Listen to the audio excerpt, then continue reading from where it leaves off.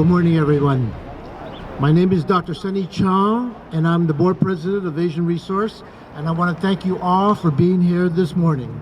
I received a notification that a TV commercial was put together by a group called Housing Providers for Responsible Solutions. The commercial falsely accuses ARI of not paying our taxes and not being a nonprofit organization. Because this statement is false, so a cease and desist letter was sent along with a letter from the ARI Board of Directors informing the group that this commercial would be detrimental to the organization and the community that we serve. While the commercial has yet to air, we were made aware that yesterday, late afternoon, a mailer was sent out from with the same accusation despite our efforts to stop them.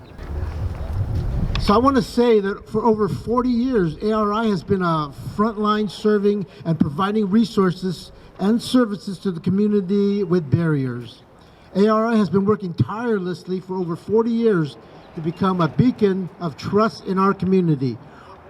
Our services have been more than crucial in the past few years due to the severity of the anti-hate crime in our community. Stephanie Nguyen, who is the Executive Director of Asian Resource. Thank you. Thank you, Sunny. And I want to thank everybody for being here. This shows you how detrimental this is to the organization, the community that we serve every day for over 40 years now. And when they heard what was happening to our organization, they came out. And you could see up here with me that they care about what's happening to our organization. The governor set aside over $30 million to combat Asian hate. And in the report, anti-Asian hate crimes increased by 177% in 2021. And because of these attacks that continue to happen, we are furious, as what my board president just said.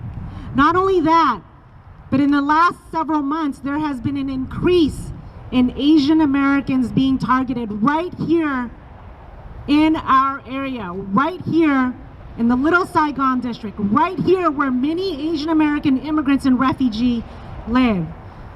Tuesday of next week, we are holding a town hall meeting with our local law enforcement agencies, with our district attorneys, and with the FBI just to address the issue that continues to happen, the issue that our community continues to be attacked, the issue that our community continues to be targeted, just like we are now with this mailer.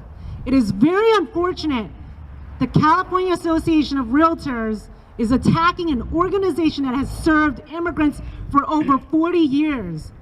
Many of their agents are Asian immigrants that came to this organization right here and received services.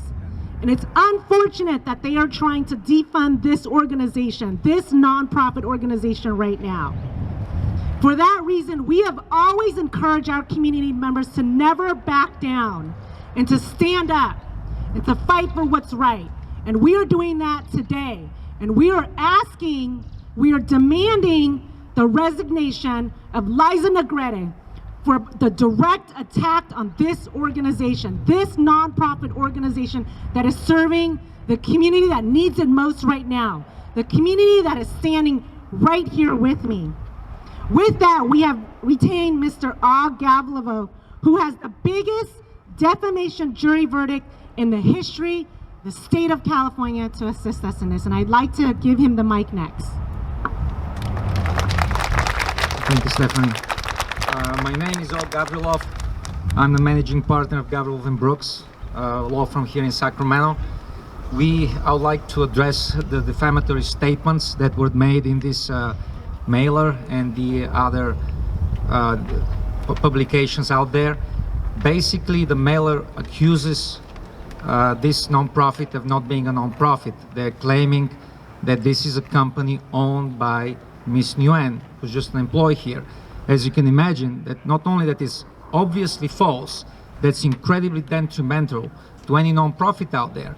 As you know, nonprofits rely on donations and grants. Nobody gives donations or grants to a for-profit company, and the fact that they accuse this organization of being for-profit is not only outrageous, it's also patently false and undermines the very existence of this organization. If this wasn't enough, they also claim that Asian Resource didn't pay its taxes. Another verifiable lie, something that actually Sacramento be addressed, that was a falsity based on some administrative error that was resolved quickly. The bottom line is Asian Resource is planning to file a trade libel defamation case against Ms. Liza Negrete and housing providers for reasonable solutions. It is incredibly unfortunate that these individuals and their political action committee decided to defame one of the most respectable Asian organizations in this state, certainly the largest Asian organization in this community, an organization that has helped tens of thousands of refugees and other underserved individuals. And obviously Asian Resource cannot allow that to happen, and we have to fight hard for them, and the truth will prevail. And if you guys have any questions, I'll be happy to answer them. Yes, sir. Can you cite any case law or government code that you can use as a precedent in filing this suit? I mean, it's not that there is a government code, but there is an extensive case law there stating that a business, whether it's non-profit or otherwise, can file a defamation or trade libel case, and basically the elements of that the statement has to be false, the damages have to flow from that statement, the individual or organization that made the statement have to know of the falsity of the statement, and then a jury decides what that means. Punitive damages are certainly available in a case like that, so it's not just showing what we call special damages, meaning verifiable damages, economic damages, but you can have exemplary damages called punitive damages for the falsity of the statement.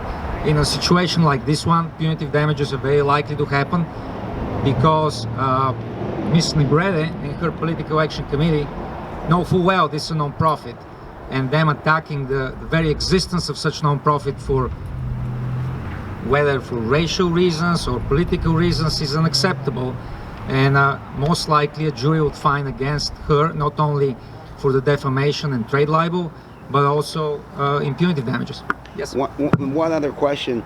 A lot of times these independent expenditure committees are funded by other entities. Will those other entities be included in the lawsuit? We don't know at this point in time. The way this works, you file a lawsuit and then you do what's called discovery, and during the discovery process you find out if, in this case, whether the California Association of Realtors was involved in the creation of these documents, and if they were, then you can add them later once you find out the level of their involvement. I mean, we believe they're involved, but we don't know for sure yet, and we're hoping that they'll at least stand out there, go to the media, and just reject this kind of rhetoric, reject this kind of attack on the Asian community, which they haven't done yet. So we're hoping that they do the right thing. Thank you.